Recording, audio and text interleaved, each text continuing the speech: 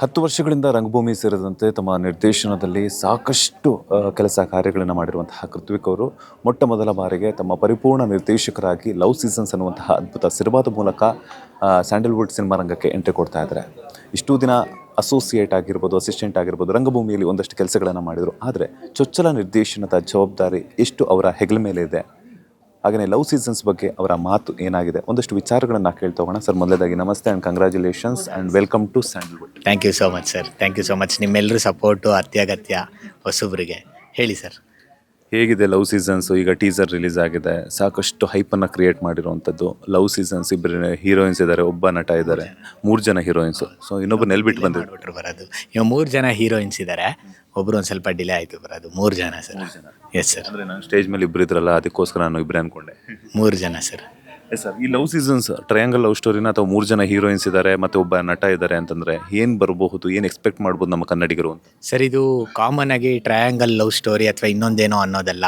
So ಇದೊಂದು ನಂಬಿಕೆ sir. ನಂಬಿಕೆ ಅನ್ನೋದು ತುಂಬ ಸ್ಮಾಲ್ ವರ್ಡ್ ಸರ್ ಅದು, ಬಟ್ ತುಂಬ ಬಿಗ್ ಇಂಪ್ಯಾಕ್ಟ್ ಮಾಡುತ್ತೆ ಎಲ್ಲರ ಜೀವನದಲ್ಲೂ. ಆ ನಂಬಿಕೆ ಅನ್ನೋದೊಂದನ್ನು ಕಳ್ಕೊಂಡ್ರೆ ನಾವು ಜೀವನದಲ್ಲಿ ಏನೇನೆಲ್ಲ ಅನುಭವಿಸ್ತೀವಿ. ಸೊ ಆ ಚೈನ್ ಲಿಂಕ್ ಹೇಗೆ ಬ್ರೇಕ್ ಆಗುತ್ತೆ. ಒಬ್ಬ ವ್ಯಕ್ತಿ ಒಂದ್ಸಲಿ ಆ ನಂಬಿಕೆನ ಕಳ್ಕೊಂಬಿಟ್ರೆ ಮತ್ತೆ ಇನ್ನೊಬ್ರನ್ನ ಅಷ್ಟು ಸುಲಭವಾಗಿ ನಂಬಲ್ಲ. ಸೊ ಈ ಥರದೊಂದಷ್ಟು ವಿಚಾರಗಳನ್ನ ಹಿಡ್ಕೊಂಡು ಮಾಡಿರೋದು.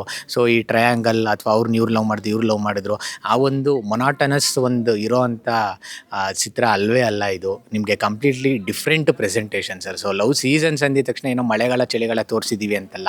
ಸೊ ಮೆಟಫಾರಿಕ್ಕಾಗಿ ಹೇಳಿರೋ ಅಂಥದ್ದು ಏನು ಅಂದರೆ, ನಮ್ಮ ಜೀವನದ ಒಂದಷ್ಟು ಕಾಲಘಟ್ಟಗಳು ಬರುತ್ತೆ, ಫೇಸಸ್ಗಳು ಬರುತ್ತೆ, ಒಂದೊಂದು ಅನುಭವ ಕೊಡುತ್ತಲ್ವ, ಒಂದೊಂದೊಂದೊಂದು ಭಾವನೆಗಳು ಬಿಂಬಿಸುತ್ತೆ ನಮ್ಮಿಂದ. ಸೊ ಅದನ್ನು ಪ್ರೆಸೆಂಟ್ ಮಾಡಿರೋ ಅಂಥದ್ದು ಮೆಟಫಾರಿಕ್ಕಾಗಿ ಸೀಸನ್ಸಲ್ಲಿ ತೋರಿಸಿರೋ ಅಂಥದ್ದು. ಈ ಒಂದು ಪಾತ್ರಗಳ ಒಂದು ಕಾಲಘಟ್ಟ, ಯಾವ್ಯಾವ ಕಾಲಘಟ್ಟದಲ್ಲಿ ಏನೇನಾಯಿತು ಅನ್ನೋದನ್ನು, ಅವರ ಭಾವನೆನ ಮತ್ತು ಒಂದಷ್ಟು ಅನುಭವಗಳನ್ನ ಪ್ರಸ್ತುತಪಡಿಸಿರೋದು ಲವ್ ಸೀಸನ್ಸ್ ಮೂಲಕ ಸರ್. ಸರ್, ಈಗ ಸಾಕಷ್ಟು ಜನ ಹೊಸಬರು ಒಂದೊಂದು ರೀತಿಯಂತಹ ಕಮರ್ಷಿಯಲ್ ಎಲಿಮೆಂಟ್ಸ್ ಇರುವಂಥದ್ದಕ್ಕಾಗಿರ್ಬೋದು, ಅಥವಾ ಇಲ್ಲ ಅಂತಂದ್ರೆ ಆ್ಯಕ್ಷನ್ ಓರಿಯೆಂಟೆಡ್ ಸಿನಿಮಾಗಳಿಗೆ ಆ್ಯಕ್ಷನ್ ಕಟ್ ಹೇಳ್ತಾರೆ. ಬಟ್ ನೀವು ಈ ಲವ್ ಕಾನ್ಸೆಪ್ಟ್ಗೆ ಯಾಕೆ ಮೊದಲ ಬಾರಿಗೆ, ಅದು ಕೂಡ ಚೊಚ್ಚಲ ನಿರ್ದೇಶನಕ್ಕೆ ಕೈ ಹಾಕಿದ್ದು ಅಂತ? ಸರ್, ಈಗ ಲವ್ ಬಂದ್ಬಿಟ್ಟಿದೆಯಲ್ಲ ಸರ್, ಅದು ಯೂನಿವರ್ಸಲ್. ನಿಮಗೆ ಆ್ಯಕ್ಷನ್ ಅಂದಿದ ತಕ್ಷಣ ನಿಮಗೆ ಅದು ಕೆಲವು ವಿಭಾಗದವ್ರಿಗೆ ಮಾತ್ರ ಇಷ್ಟ ಆಗುತ್ತೆ, ಅಥವಾ ಹಾರರ್ ಅಂದರೆ ಅದನ್ನು ಕೆಲವ್ರು ಮಾತ್ರ ಎಂಜಾಯ್ ಮಾಡ್ತಾರೆ. ಬಟ್ ಲವ್ ಅಂದರೆ ಹಂಗಲ್ಲ. ಪ್ರತಿಯೊಬ್ಬರು ಜೀವನದಲ್ಲೂ ಲವ್ ಅನ್ನೋದು ವಿಭಿನ್ನವಾದ ರಿಲೇಷನ್ಶಿಪ್ಗಳಲ್ಲಿ ಹೋಗಿರುತ್ತೆ. ತಂದೆ ತಾಯಿ, ಅಕ್ಕ ತಂಗಿ, ಅಣ್ಣ ತಮ್ಮ, ಸ್ನೇಹಿತರು. ಅದರಲ್ಲೂ ನಮಗೆ ಸ್ಪೆಷಲ್ ಯಾರು? ಹುಡುಗಿರು, ನಮ್ಮ ಪಾರ್ಟ್ನರ್ಸ್ ಲೈಫಲ್ಲಿ. ಸೊ ಆ ಒಂದು ಸ್ಪೆಷಲ್ ಥಿಂಗ್ ಅಲ್ವಾ. ಸೊ ದಟ್ ನಾನು ಮೊದಲನೇ ಸಿನಿಮಾ ಮಾಡಬೇಕಾದ್ರೆ ಈ ಒಡಿ ಬಡಿ ಕಡಿ ಈ ಥರದ್ದು ಬೇಡ. ಅಂದರೆ ಜನಕ್ಕೆ ಇವಾಗ ಎಕ್ಸ್ಪೆಕ್ಟ್ ಮಾಡ್ತಾರೆ ಕಂಟೆಂಟ್ ಓರಿಯೆಂಟೆಡ್. ಈಗ ಮಲಯಾಳಂ ಸಿನಿಮಾ ಬಗ್ಗೆ ಮಾತಾಡ್ತಾರೆ, ಏನಕ್ಕೆ ಅವರು ಕಾಮಾಗಿ ಒಳ್ಳೆ ಕಂಟೆಂಟ್ನ ಪ್ರೆಸೆಂಟ್ ಮಾಡ್ತಾರೆ. ಸೊ ಆ ಥರದೊಂದು ಗುಡ್ ಕ್ವಾಲಿಟಿ ಆಫ್ ಕಂಟೆಂಟ್ ಸಿನಿಮಾಗಳು ಬೇಕು ಅಂತ ಹೇಳ್ತಿರ್ತಾರೆ. ಸೊ ನಾನು ಆ್ಯಸ್ ಎ ಡೆಬ್ಯೂ ಡೈರೆಕ್ಟ್ರಾಗಿ, ಸೊ ಡೆಬ್ಯೂ ಹೀರೋ ಆಗಿ, ನಮ್ಮ ಅಕ್ಕಪಕ್ಕದ ಮನೆ ಹುಡುಗರ ಕತೆ ಇದು, ನಮ್ಮ ಬೀದಿಯ ಕತೆ ಇದು ಅಂತ ಅನ್ನಿಸ್ಬೇಕು ಅವ್ರಿಗೆ. ಆವಾಗಲೇ ಮನ್ಸಿಗೆ ಹತ್ರ ಆಗೋದು. ನೀವು ಯಾವುದೇ ದೊಡ್ಡ ದೊಡ್ಡ ಆ್ಯಕ್ಟರ್ಸ್ಗಳನ್ನ ತೊಗೊಂಡ್ರೆ ಆಲ್ಮೋಸ್ಟ್ ಎಲ್ಲ ಪ್ರತಿಯೊಬ್ಬರೂ ಆ ಥರದ ಪಾತ್ರಗಳು ಮಾಡ್ಕೊಂಡು ಹತ್ರ ಆಗಿ ಆಮೇಲೆ ಮಾಸಕ್ಕೆ ಕನ್ವರ್ಟ್ ಆಗಿರೋದು. ಸೊ ನಾನು ಹೀರೋನಿಗೆ ಲಾಂಚ್ ಮಾಡಬೇಕೀಗ ಮುಕುಂದವ್ರನ್ನ ಲಾಂಚ್ ಮಾಡೋದು ನನ್ನ ಜವಾಬ್ದಾರಿ ಡೈರೆಕ್ಟ್ರಾಗಿ. ಅಂದರೆ ಅವ್ರ ಕೈಲಿ ಶುದ್ಧ ಡೈಲಾಗ್ಸು ಇದೆಲ್ಲ ಯಾರೂ ಕೇಳಲ್ಲ. ಅದನ್ನು ಹೇಳೋದಕ್ಕೆ ಒಂದಷ್ಟು ಜನ ಇದ್ದಾರೆ. ಬಟ್ ಅದನ್ನು ಬಿಟ್ಟು ಇನ್ನೊಂದಷ್ಟು ಭಾವನೆಗಳನ್ನ ಕೆದಕಬೇಕಲ್ವ ಹೊಸಬ್ರಾಗಿ ನಾವು. ಸೊ ಹೊಸಬ್ರಿಗೆ ನಾವು ಕನೆಕ್ಟ್ ಆಗೋದೇ ಎಮೋಷನ್ ಸರ್. ಬಿಲ್ಡಪ್ಗೆ ಯಾರು ಕನೆಕ್ಟ್ ಆಗಲ್ಲ. ನಾವು ಎಮೋಷನ್, ನಾನು ಹೇಗೆ ಮಾತಾಡ್ತೀನಿ, ನಾನು ಹೇಗೆ ನಡ್ಕೋತೀನಿ, ಅದು ನಿಮ್ಮ ಮನ್ಸಿಗೆ ನನ್ನ ಹತ್ರವಾಗಿ ಮಾಡಿಸುತ್ತೆ, ಅಥವಾ ನನ್ನನ್ನು ನಿಮಗೆ ಹತ್ರವಾಗಿ ಮಾಡಿಸುತ್ತೆ.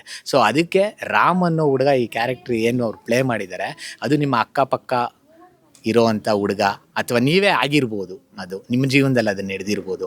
ಸೊ ಈ ರೀತಿನ ಇಟ್ಕೊಂಡು ಪ್ರೆಸೆಂಟ್ ಮಾಡೋಣ ಅಂತ ಸರ್. ತುಂಬ ಹೊಸ ನಿರ್ದೇಶಕರು, ಹಾಗೆಯೇ ಹೊಸಬರ ಸಿನಿಮಾಗಳು ಅಂತಂದರೆ ಸ್ವಲ್ಪ ಜನ ಥಿಯೇಟ್ರ್ಗಳಿಗೆ ಬರ್ತಿಲ್ಲ ಅಂತ. ಯಾಕಂದರೆ ದೊಡ್ಡ ದೊಡ್ಡ ಸ್ಟಾರ್ ನಟರ ಸಿನಿಮಾಗಳಿಗೇ ಜನ ಥಿಯೇಟ್ರ್ನ ಹತ್ರ ಮುಖ ಮಾಡ್ತಿಲ್ಲ.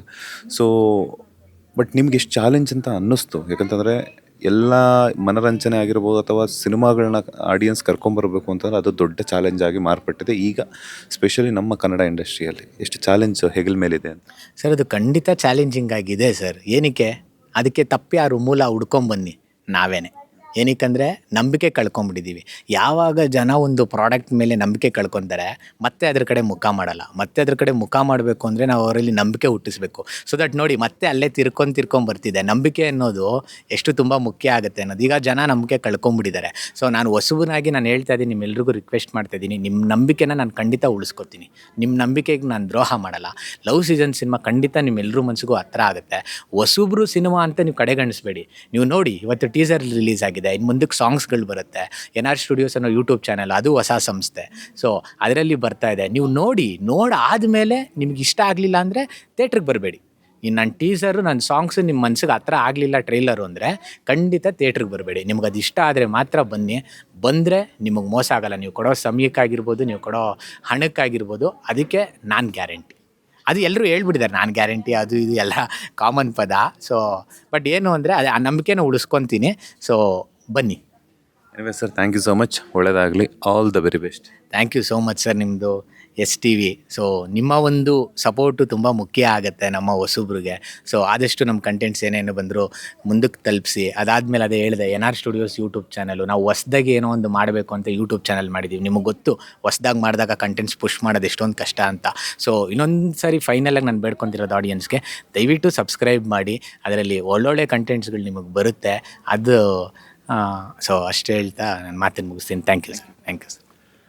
ಇದಾಗಿತ್ತು ಲವ್ ಸೀಸನ್ಸ್ ಸಿನಿಮಾದ ಬಗ್ಗೆ ನಿರ್ದೇಶಕರಾಗಿರುವಂತಹ ಕೃತ್ವಿಕ್ ಅವರ ಮಾತು. ಕ್ಯಾಮ್ರಾ ಪರ್ಸನ್ ಮಲ್ಲಿಕಾರ್ಜುನ್ ಜೊತೆ ಮಂಜುನಾಥ್ ಶ್ರೀನಿವಾಸ್, ಸುಮನ್ TV ಕನ್ನಡ, ಬೆಂಗಳೂರು.